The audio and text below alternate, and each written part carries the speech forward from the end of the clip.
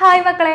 അപ്പോൾ നമ്മൾ ഇന്ന് വന്നിട്ടുള്ളത് ആൻഷ്യൻ തമിഴകം എന്നുള്ള 5th ചാപ്റ്ററിൻ്റെ റിവിഷൻ എന്ന് പറയാൻ പറ്റില്ല, ഇമ്പോർട്ടൻ്റ് ആയിട്ടുള്ള ക്വസ്റ്റ്യൻസ് ഏതെല്ലാമാണ് എന്ന് നോക്കാനായിട്ടാണ്. ആൻഷ്യൻ തമിഴകം എന്ന് പറയുമ്പോൾ നമ്മൾക്കറിയാം ഈ ഒരു ചാപ്റ്ററിൽ എല്ലാവരും ഇമ്പോർട്ടൻ്റ് ആണ്, പക്ഷേ എല്ലാവരും നമുക്ക് പഠിച്ചിട്ട് പോകാൻ പറ്റും ഇല്ല.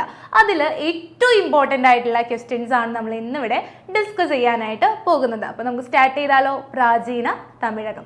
യെസ്, നമ്മൾ ഈ ഒരു ചാപ്റ്റർ തുടങ്ങുമ്പോൾ തന്നെ പറയുന്ന ഒരു കാര്യമാണ് നന്നങ്ങാടിയെ കുറിച്ച്. എന്താണ് നന്നങ്ങാടികൾ എന്ന് ചോദിച്ചിട്ടുണ്ടെങ്കിൽ നമുക്ക് പറയാം, the practice of burying the remains of the deceased by placing them in a big urn prevailed in ancient Tamilagam. Such urns were known as നന്നങ്ങാടി അല്ലെങ്കിൽ urn burials. എന്താണ് നന്നങ്ങാടി എന്ന് വെച്ചിട്ടുണ്ടെങ്കിൽ മരിച്ച ആളുടെ ഭൗതിക അവശിഷ്ടങ്ങൾ വലിയ കലത്തിൻ്റെ ഉള്ളിലാക്കിയിട്ട് അടക്കം ചെയ്യുന്നതിനെയാണ് നമ്മൾ എന്ത് പറയാം? നന്നങ്ങാടി എന്നുള്ളത്. ഈ ഒരു ചാപ്റ്ററിൽ ഏറ്റവും ഒരു ഡിഫറെൻ്റ് ആയിട്ടുള്ള, നമ്മൾ ഇതുവരെയും പഠിച്ചതിൽ നിന്ന് കുറച്ചും കൂടി ഡിഫറെൻ്റ് ആയിട്ടുള്ള ഒരു ടോപ്പിക്കായിരുന്നു നന്നങ്ങാടി. പക്ഷേ വളരെ സിമ്പിളായിട്ടുള്ള ഒരു ടോപ്പിക്കാണ്. ഇനി നമുക്ക് അടുത്തൊരു ക്വസ്റ്റ്യൻ നോക്കിയാലോ? Yes, megalithic monuments. നന്നങ്ങാടി പഠിച്ചിട്ടുണ്ടെങ്കിൽ മെഗാലിത്തിക് മോണുമെന്റ്സ് എന്ന് പറയുന്നത് മസ്റ്റ് ആണ് അല്ലേ? അപ്പോൾ നമ്മളിപ്പോൾ പറയില്ലേ ബ്രെഡിൻ്റെ ഒപ്പം ജാമ് വേണമെന്ന് പറയുന്ന പോലെ തന്നെ നന്നങ്ങാടി പഠിക്കുമ്പോൾ തന്നെ നമുക്ക് എന്തും പഠിക്കേണ്ടി വരും, ഈ ഒരു മെഗാലിത്തിക് മോണുമെന്റ്സ് നോക്കേണ്ടി വരും. എന്താണ് മെഗാലിത്തിക് മോണുമെന്റ്സ് അല്ലെങ്കിൽ മഹാശിലാ സ്മാരകങ്ങൾ എന്ന് പറയുന്നത്? യെസ്, നമ്മളിപ്പോൾ വല്ല പട്ടിയോ പൂച്ചയോ ഒക്കെ ചത്തു കഴിഞ്ഞിട്ടുണ്ടെങ്കിൽ എന്താണ് ആ ജീവികളെ കുഴിച്ചിടുമ്പോൾ അതിൻ്റെ മുകളിലായിട്ട് എന്ത് വെക്കാറുണ്ട്? ഒരു ചെടി എന്തെങ്കിലും കുത്തിവെക്കും. അതുപോലെ തന്നെ ഇങ്ങനെ നന്നങ്ങാടീസ് എവിടെയാണോ കുഴിച്ചിടുന്നത് അതിൻ്റെ മുകളിൽ വലിയൊരു കല്ല് വെക്കുന്നതിനെയാണ് മെഗാലിത്തിക് മോണുമെന്റ്സ് എന്ന് പറയുന്നത്. In some areas, big stones were placed above such urn burials. Locally available stones were used for this. They are known as the megalithic monuments.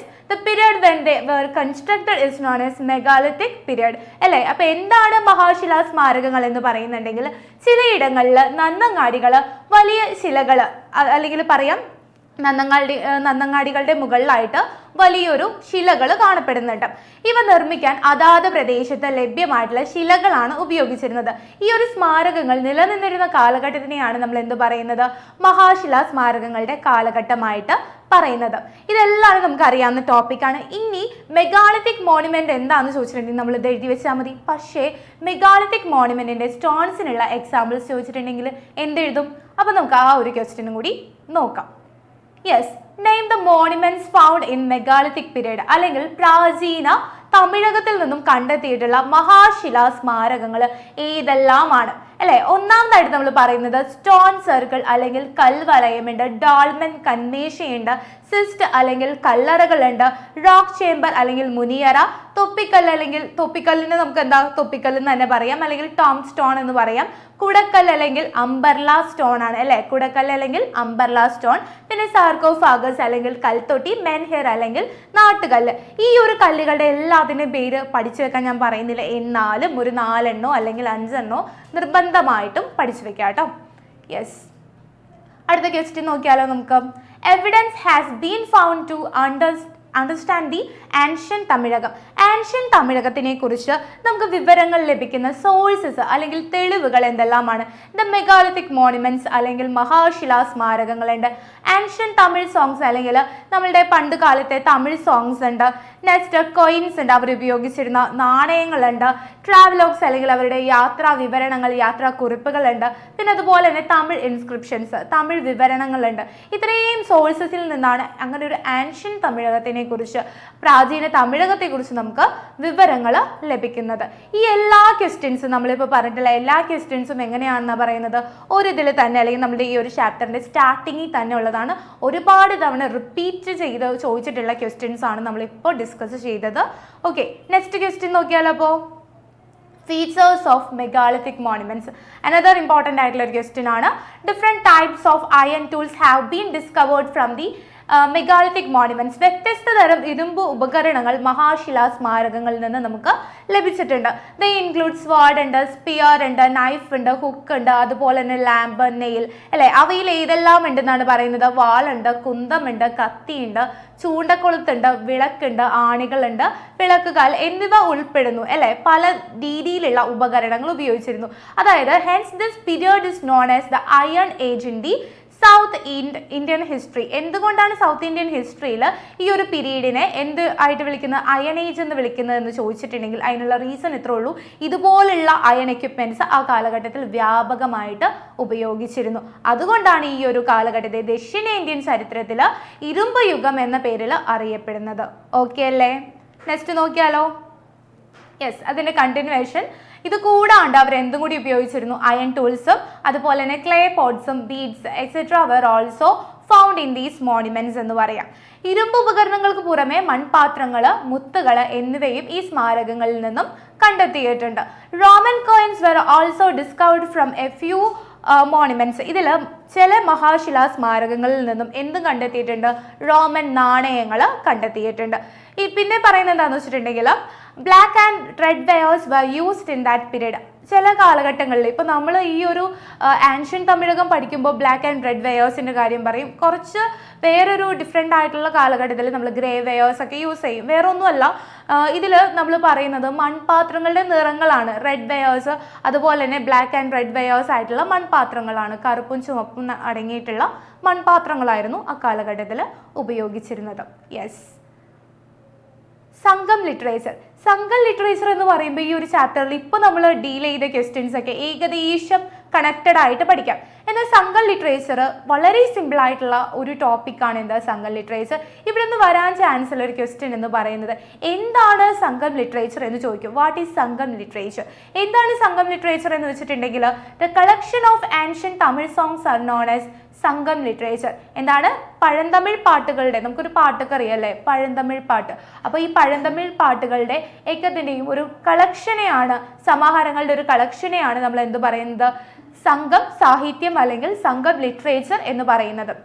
അതുപോലെ തന്നെ സംഘം literature is the most ancient available Tamil literature. നമുക്ക് ഇപ്പോൾ ലഭ്യമാകുന്നതിൽ വെച്ചിട്ട് അല്ലെങ്കിൽ ലഭ്യമായതിൽ വെച്ചിട്ട് ഏറ്റവും പഴക്കമുള്ളത് ഏതാണെന്ന് ചോദിച്ചിട്ടുണ്ടെങ്കിൽ അത് സംഘം സാഹിത്യമാണ്. ഇത് നിലനിന്നിരുന്നതായി കരുതപ്പെടുന്ന പീരീഡ് ഒന്ന് നോട്ട് ചെയ്ത് വെച്ചോ. BCE 300-നും അതുപോലെ തന്നെ എന്താണ് CE 300-നും ഇടയ്ക്ക് ആണ് എൻ്റെ ഈ ഒരു കാലഘട്ടം നിലനിന്നിരുന്നതായിട്ട് നമ്മൾ പറയുന്നത്. ആ ഒരു പീരീഡ് കറക്റ്റ് ആയിട്ടൊന്ന് നോക്കാം. യെസ്. ആൻഷ്യൻ തമിഴ് പോയറ്റ്സ് ഉണ്ട്.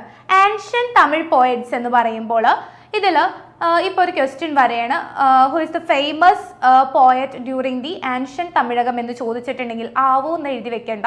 അതിന് ആൻസർ ഇത്രേ ഉള്ളൂ, ഔവ്വയാറാണ്. ആരാണ്? ഔവ്വയാറാണ്. പിന്നെ അത് കൂടാണ്ട് തന്നെ പല കവയത്രികളും അല്ലെങ്കിൽ കവികളും ആ കാലഘട്ടത്തിൽ ഉണ്ടായിരുന്നു. അതിൽ നമുക്ക് അവരുടെ പേരൊന്ന് ജസ്റ്റ് ഒന്ന് പഠിച്ചു പോകാം. കപിലറുണ്ട്, പരണറുണ്ട്, മധുരൈ നക്കീരൻ ഉണ്ട്. ഈ പേര് പഠിക്കാൻ വളരെ സിമ്പിളാണ്. നമ്മുടെ കയ്യിൽ മധുര ഇട്ടിട്ടുണ്ടെങ്കിൽ നമ്മൾ എന്ത് ചെയ്യും, ജസ്റ്റ് അതൊന്ന് നക്കും അല്ലേ. അപ്പോൾ അതാണ് നമ്മൾ എന്ത് പറയുന്നത്, മധുരൈ നക്കീരൻ, പാലൈ ഗൗതമനാർ അല്ലേ. അപ്പോൾ ഈ പേരുകൾ ഒന്ന് പഠിച്ചു വെക്കുക. വളരെ സിമ്പിൾ ആയിട്ടുള്ള പേരുകളാണ്. അതിൽ ഏറ്റവും ഫേമസ് ആരാണെന്ന് ചോദിച്ചിട്ടുണ്ടെങ്കിൽ ഒരേ ഒരു ആൻസർ ഉള്ളൂ, അത് ഔവ്വയാറാണ്. യെസ്. ഇനി അടുത്തൊരു കാര്യം, എനിക്ക് തോന്നുന്നു ഈ ഒരു ചാപ്റ്ററിൽ കുറച്ച് വെള്ളം കുടിക്കേണ്ട പോർഷൻ വന്നിട്ടുണ്ടെങ്കിൽ ഈ ഒരു ഇത് മാത്രമേ ഉള്ളൂ, കാറ്റഗറി മേജർ വർക്ക്സും. ഈ കാറ്റഗറി മേജർ വർക്ക്സും പഠിക്കാൻ ഇച്ചിരി ബുദ്ധിമുട്ടാണ്, പക്ഷെ എന്ത് ചെയ്യുക, നമുക്ക് പഠിച്ചേ പറ്റൂ. ഇതിൽ ഏറ്റവും ഇമ്പോർട്ടൻ്റ് ആയിട്ട് പറയുന്നത് ഗ്രാമർ ടെക്സ്റ്റും മഹാകാവ്യാസാണ്. അപ്പോൾ അതുകൊണ്ട് തന്നെ നമുക്കൊരു കാര്യം ചെയ്യാം, ഗ്രാമർ ടെക്സ്റ്റും മഹാകാവ്യാസും ഒന്ന് നോക്കാദ്യം. ഗ്രാമർ ടെക്സ്റ്റ് എന്ന് പറയുന്നത് എന്താണ്? ഇപ്പോൾ ഒരു തവണ എക്സാമിന് ഒരു വൺ വേർഡ് ആയിട്ട് ചോദിച്ചിട്ടുള്ള ഒരു ക്വസ്റ്റ്യൻ ആയിരുന്നു, ആൻഷ്യൻ തമിഴകത്തിലെ ഗ്രാമർ ടെക്സ്റ്റിൻ്റെ പേരെന്താന്നുള്ളത്. തോൽക്കാപ്പിയമാണ് അവരുടെ, അല്ലെങ്കിൽ പഴന്തമിഴ്, നമ്മളുടെ ഈ ഒരു പ്രാചീന തമിഴകത്തിലെ എന്താണ് പ്രധാനപ്പെട്ടുള്ള വ്യാകരണ ഗ്രന്ഥത്തിന്റെ പേര് തോൽക്കാപ്പിയം എന്നാണ്. മഹാകാവ്യാസ് ഏതൊക്കെയാണ്? ചിലപ്പതികാരമുണ്ട്, മണിമേഖലയിലുണ്ട്. പിന്നെ അതുപോലെ തന്നെ 10 പാട്ട്, 8 തുകൈ, 11 കീഴ്ക്കണക്ക്. ഇതിൽ ഓരോന്നിലും എന്താണ്, നമുക്ക് കുറേ സാഹിത്യത്തിന്റെ പേര് ഡിസ്കസ് ചെയ്യാനുണ്ട്. അപ്പോൾ അതിൽ ഏതെങ്കിലും 2 എണ്ണം വെച്ചെങ്കിലും ഒന്ന് നോക്കി പോകാം. യെസ്, നമുക്കിതിൻ്റെ മലയാളം കൂടി ഒന്ന് നോക്കാം.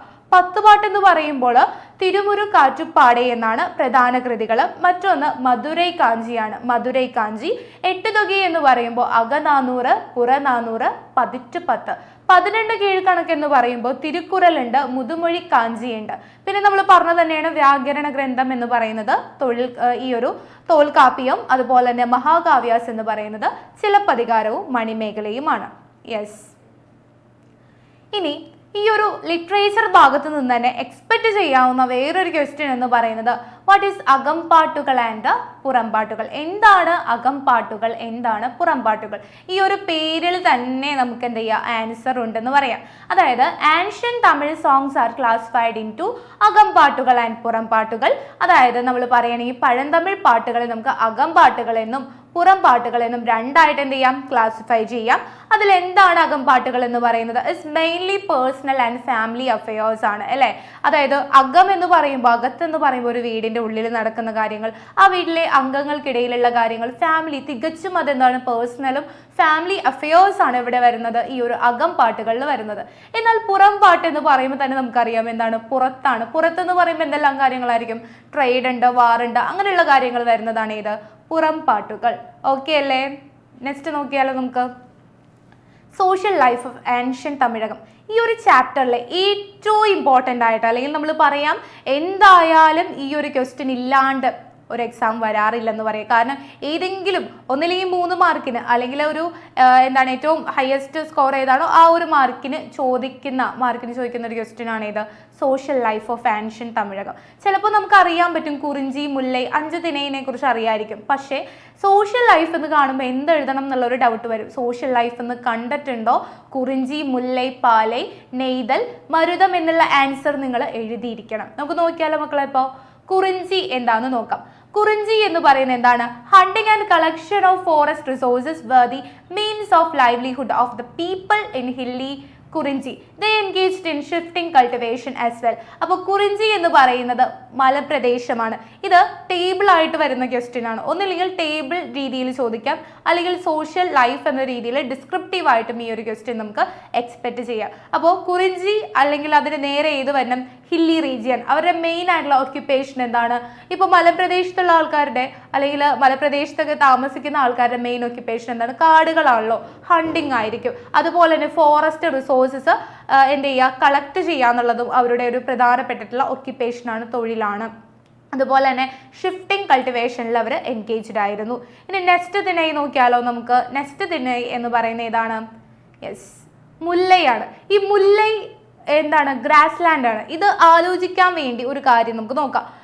ഇപ്പോൾ മുല്ല എന്ന് പറയുമ്പോൾ ഇല്ല വരുന്നുണ്ട്. അപ്പോൾ പുല്ല എന്നുള്ള രീതിയിൽ അതൊന്ന് കണക്ട് ചെയ്യാൻ നോക്കാം. മുല്ല എന്ന് പറയുന്നത് എന്താണ്? rearing of cattle was the major occupation of the people of Mullai, the grassland. In order to increase the cattle wealth, the practice of sizing cattle prevailed. This practice was known as the wedgie. അല്ലേ? അപ്പോൾ എന്താണ് മുല്ലൈ എന്ന് വെച്ചിട്ടുണ്ടെങ്കിൽ പുൽമേടുകളായിരുന്നു എന്ത്, മുല്ലൈ എന്ന് പറയാം. അവിടുത്തെ ജനങ്ങളുടെ പ്രധാന തൊഴിൽ എന്തായിരിക്കും? ഈ ഒരു പുൽമേടുകളിൽ ആടുകളെ മറ്റ് കന്നുകാലികളെ മേയ്ക്കുക എന്നുള്ളത് തന്നെയാണ്. അപ്പോൾ കന്നുകാലി സമ്പത്ത് വർദ്ധിപ്പിക്കുന്നതിന് കന്നുകാലികളെ പിടിച്ചെടുക്കുന്ന ഒരു സമ്പ്രദായം അവിടെ ഉണ്ടായിരുന്നു. കന്നുകാലികൾ എന്ത് ചെയ്യും? അതിറ്റുങ്ങളെ പിടിച്ചെടുത്ത് കൊണ്ടുപോകും. അതിന് നമ്മൾ പറയുന്ന പേരാണ് വെഡ്ജി എന്ന് പറയും. അതായത് സൈസിങ് ഓഫ് കാറ്റൽസിന്റെ ആ ഒരു പ്രോസസ്സ് അല്ലെങ്കിൽ ആ ഒരു രീതിയെ പറയുന്ന പേരാണ്, മെത്തേഡിനെ പറയും വെഡ്ജി എന്നായിരുന്നു വിളിച്ചിരുന്നത്. യെസ്. അടുത്തതാണ് പാലൈ. സാധാരണഗതിയിൽ നമ്മൾ പാല എന്നൊക്കെ പറയുമ്പോൾ അല്ലെങ്കിൽ പാൽ എന്നൊക്കെ പറയുമ്പോൾ റിച്ച് എന്താണ്, ഒരു പ്രോസ്പെരിറ്റിയുടെയൊക്കെ ഒരു പ്രതീകമാണ് അല്ലേ പാൽ എന്ന് പറയുന്നത്. പക്ഷെ ഇവിടെ പാലൈ എന്ന് പറയുന്നത് അങ്ങനെയല്ല. വളരെ ഡ്രൈ ആയിട്ടുള്ള ഒരു റീജിയൻ ആണ് എന്ത്, പാലൈ എന്ന് പറയുക. വളരെ ഡ്രൈ ആയിട്ടുള്ള ഒരു റീജിയൻ, വരണ്ട പ്രദേശമാണ്. അതുകൊണ്ട് തന്നെ അവിടെയുള്ള ആളുകൾക്ക് എന്ത് ചെയ്യാനായിട്ട് പറ്റില്ല, അവർക്ക് കൃഷിയൊന്നും ചെയ്യാനായിട്ട് പറ്റില്ല. അവരുടെ മെയിൻ ഓക്യുപ്പേഷൻ എന്തായിരിക്കുമല്ലോ, അപ്പോൾ സ്റ്റീലിംഗ് ആണ്, മോഷണമാണ്. ഇവരെന്ത് ചെയ്യും? ഇപ്പോൾ നമ്മൾ പഠിച്ചിട്ടുള്ള മുല്ലയിലൊക്കെ പോയിട്ട് കന്നുകാലികളെയൊക്കെ പിടിച്ചുകൊണ്ട് വരും. അടുത്തതാണ് മരുതം. ഈ 5 തിണയിൽ വെച്ചിട്ട് ഏറ്റവും റിച്ച് ആയിട്ടുള്ള തിണ ഏതാണെന്ന് ചോദിച്ചിട്ടുണ്ടെങ്കിൽ നമുക്ക് ഒറ്റ വാക്കിൽ പറയാം അത് മരുതമാണ്. കാരണം മരുതം എന്ന് പറയുന്നത് ഒരു വെറ്റ്ലാൻഡ് ആണ്, ഒരു വയൽ പ്രദേശമാണ്. Rice and sugar cane were cultivated in the wet മരുതം.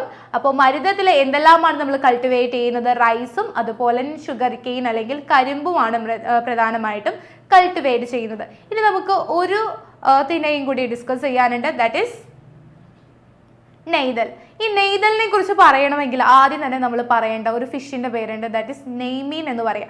നെയ്മീൻ എവിടെ നിന്നാണ് നമുക്ക് ഈ പറയുന്ന എന്താണ് വെള്ളത്തിൽ അല്ലെങ്കിൽ നമുക്ക് പറയാം ഇങ്ങനെയുള്ള കടലിൽ നിന്നൊക്കെയാണ് നമ്മൾ എന്ത് കിട്ടുന്നത്, ഈ ഒരു മീനെ നമ്മൾ പിടിക്കുന്നതെന്ന് പറയാം. അപ്പോൾ നെയ്തൽ എന്ന് പറയുമ്പോൾ എന്താണ്, phishing and salt production were the major occupation of the people in the coastal region Neithal. Salt was made by evaporating the sea water held in the salt pans എന്ന് പറയാം. വേറെ ഒന്നുമല്ല, നെയ്തൽ എന്ന് പറയുന്നത് തീരപ്രദേശമാണ്, കോസ്റ്റൽ റീജിയൻ ആണ്. അവരുടെ main occupation എന്ന് പറയുന്നത് എന്തൊക്കെ തന്നെ ആയിരിക്കുള്ളൂ, ഇങ്ങനെ ഫിഷിങ്ങും അതുപോലെ തന്നെ സോൾട്ട് മേക്കിങ്ങും തന്നെയായിരുന്നു മെയിൻ ആയിട്ടുള്ള ഓക്യുപ്പേഷൻ. ഉപ്പ് നിർമ്മാണം, അതുപോലെ തന്നെ മീൻ പിടിക്കൽ. അപ്പോൾ ഈ ഒരു 5 തിണൈ എന്തായാലും പഠിച്ചു വെച്ചിട്ട് വേണം എക്സാമിന് പോകാൻ. ഷുവർ ക്വസ്റ്റ്യൻ ആയിരിക്കും കേട്ടോ. Yes. Next, describe the exchange system of the ancient Tamilakam.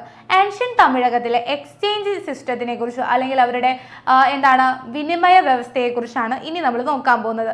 എന്തായാലും എപ്പോഴും എക്സാംസിന് റിപ്പീറ്റ് ചെയ്യുന്ന വേറൊരു ക്വസ്റ്റ്യൻ ആണ് ഈ ഒരു exchange system of the ancient Tamilakam.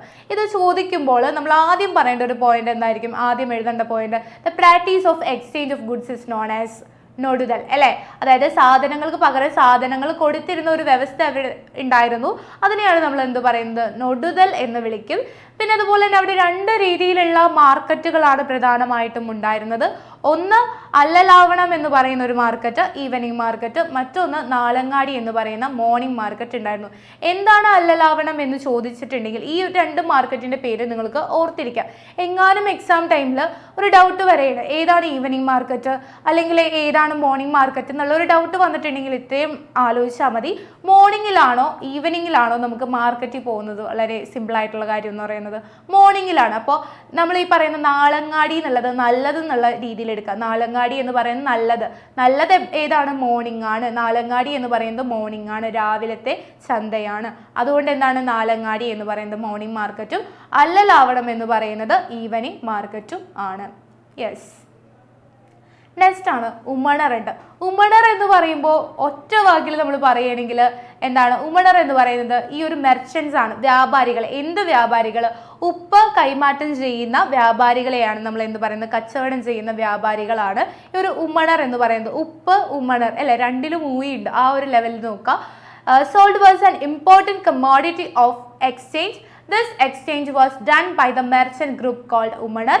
They also exchanged spices, the major export commodity in ancient Tamilagam. ഇവർ ചെയ്യുന്ന വേറെ ഒന്നുമല്ല, നെയ്തലിൽ പോയിട്ട് കുറച്ച് ഉപ്പും അതുപോലെ തന്നെ ഉണക്കമീൻ അല്ലെ ഡ്രൈഡ് ഫിഷൊക്കെ എന്തെയും കളക്ട് ചെയ്യും. അത് മറ്റുള്ള തിനൈസിൽ കൊണ്ടുപോയി എന്തെയും വിൽക്കും. എന്നിട്ട് അവിടെ നിന്ന് മറ്റ് സ്പൈസി ക്രോപ്സ് എന്തെങ്കിലും പെപ്പറോ അങ്ങനെയുള്ള കാര്യങ്ങൾ എന്തെയും ഇവർ കളക്ട് ചെയ്ത് കൊണ്ടുവരും. അപ്പോൾ നമ്മളുടെ ഈ ഒരു സോൾട്ട് എക്സ്ചേഞ്ച് ചെയ്യുന്ന മെർച്ചൻസിനെയാണ് എന്ത് പറയുന്നത്, ഉമ്മണർ എന്ന് വിളിക്കുന്നത്. ഓക്കെ. നെക്സ്റ്റ് എന്താണ്, ഇനി ഈ ഒരു ക്വസ്റ്റ്യൻ എനിക്ക് തോന്നുന്നു ലാസ്റ്റ് എക്സാമിന് ചോദിച്ചിട്ടുണ്ടായിരുന്നു. The Umanar exchange their commodities സമ്മറാണ്. അല്ലെങ്കിൽ ഉമ്മണരുടെ ഈ ഒരു എക്സ്ചേഞ്ച് നടക്കുന്നത്, വിനിമയം നടന്നിരുന്നത് കൂടുതലും സമ്മർ സീസണിലാണ്. അതിനുള്ള മെയിൻ റീസൺ എന്താണെന്ന് ചോദിക്കും. വേറെ ഒന്നുമല്ല, summer is the harvest season അല്ലേ. അതായത് കാർഷിക വിഭവങ്ങളുടെ വിളവെടുപ്പ് കാലം എന്ന് പറയുന്നത് ഒരു ടൈമാണെന്ന് പറയാം, മഴ കഴിഞ്ഞിട്ടുള്ള സമയമാണ്. നെക്സ്റ്റ് എന്ന് പറയുന്നത് salt and dried fish were made in summer. നമുക്ക് മീൻ ഉണക്കാനും അതുപോലെ തന്നെ സോൾട്ട് മേക്കിങ്ങിനുമുള്ള ഏറ്റവും ഫേവറബിൾ ആയിട്ടുള്ള ഒരു ക്ലൈമറ്റ് എന്ന് പറയുന്നതും ഏത് തന്നെയാണ്, സമ്മർ സീസൺ തന്നെയാണെന്ന് പറയാം. അതുകൊണ്ട് തന്നെയാണ് അവരെന്ത് ചെയ്യുന്നത്, പ്രധാനമായിട്ട് ഈ ഒരു സമ്മർ സീസണിൽ എക്സ്ചേഞ്ച് അല്ലെങ്കിൽ വിനിമയം നടത്തുന്നതെന്ന് പറയാം അതിനകത്ത്.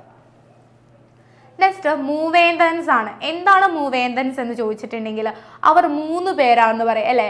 ഇപ്പോൾ നമ്മൾ പറയുന്ന കൂട്ട് തന്നെ ഭഗത് സിംഗ്, നെപ്പോളിയൻ, കർണൻ. അതുപോലെ തന്നെ നമുക്ക് പറയാവുന്ന 3 പേരാണ് ഇത്, നമ്മുടെ ചോളന്മാര്, ചേരാസ്, അതുപോലെ തന്നെ Pandyas. Some power centres were essential to frame the rule for such trading and its control. നല്ല രീതിയിൽ ട്രേഡൊക്കെ നടക്കുമ്പോൾ അവർക്കിടയിൽ വല്ല പ്രശ്നങ്ങളൊക്കെ ഉണ്ടാകും. അപ്പോൾ അവരെയൊക്കെ ഒന്ന് കൺട്രോൾ ചെയ്യാൻ വേണ്ടി വന്നിട്ടുള്ള 3 പവേഴ്സ് ആണ് ചേരാസ്, പാണ്ഡ്യാസ് ആൻഡ് ദ ചോളാസ് എന്ന് പറയുന്നത്. അവരെ ഒരുമിച്ച് നമ്മൾ വിളിക്കുന്ന പേരാണ് മൂവേന്തൻസ് എന്ന് വിളിക്കും. അവരെ ഒരുമിച്ച് നമ്മൾ മൂവേന്തന്മാർ എന്നാണ് വിളിക്കുന്നത്. അപ്പോൾ നമ്മളുടെ ടെക്സ്റ്റിൽ ഏറ്റവും ലാസ്റ്റ് ക്വസ്റ്റ്യൻ ഏതാണെന്ന് ചോദിച്ചിട്ടുണ്ടെങ്കിൽ അല്ലെങ്കിൽ ലാസ്റ്റ് വരുന്ന ഒരു പാർട്ടാണ് മൂവേന്തൻസ്. ഈ മൂവേന്തൻസ് പഠിക്കുമ്പോൾ പ്രധാനമായിട്ടും ആരൊക്കെ ആയിരുന്നു ഈ മൂവേന്തൻസ്, അവരുടെ ക്യാപിറ്റൽസും കാര്യങ്ങളും കൂടി ഒന്ന് നോട്ട് ചെയ്ത് വെക്കണം. ഓക്കെ അല്ലേ? യെസ്. ഇനി നോക്കാൻ പോകുന്നത് major ports existed in ancient Tamilakam. നമ്മുടെ ആൻഷ്യൻ തമിഴകത്തിൽ ഉള്ള എന്താണ് തുറമുഖ നഗരങ്ങൾ ഏതെല്ലാമാണെന്നാണ്. മുച്ചിരിയുണ്ട്, തൊണ്ടിയുണ്ട്, വാഗയുണ്ട്, പിന്നെ അതുപോലെ തന്നെ മാതയുണ്ട്, പിന്നെ അതുപോലെ തന്നെ ഏതാണ് കാവേരി പട്ടണം. ഈ പോർട്സിൻ്റെ പേരും ഒന്ന് കൃത്യമായിട്ട് പഠിച്ചു വെച്ചോ, എക്സാമിന് ചോദിക്കാറുണ്ട്. അപ്പോൾ മൂവേന്തൻസ് എന്താണ്, അവരുടെ പ്രധാനപ്പെട്ട ക്യാപിറ്റൽസ്, അതുപോലെ തന്നെ പ്രധാനപ്പെട്ട തുറമുഖങ്ങൾ അല്ലെങ്കിൽ പോർട്സ് ഏതെല്ലാമാണെന്ന് കൂടി ഒന്ന് നോട്ട് ചെയ്ത് വെച്ചോ. അപ്പോൾ മക്കളെ, നമ്മൾ ഇപ്പോൾ പറഞ്ഞ ഈ ടോപ്പിക്സ് കൃത്യമായിട്ട് നോക്കുക. അതിൽ ഈ പറയുന്ന കുറിഞ്ചി മുല്ലൈ അതിലെ സോഷ്യൽ ലൈഫ് പ്രധാനമായിട്ട് നോക്കിയിട്ട് പോവുക. മൂവേന്തൻസ് നോക്കുക, എക്സ്ചേഞ്ച് സിസ്റ്റം നോക്കുക, അതുപോലെ തന്നെ മെഗാലിത്തിക് മോണുമെൻറ്റ്സ്. ഇത്രയും ടോപ്പിക്സ് നന്നായിട്ട് നോക്കിയിട്ട് പോവുക. All the best.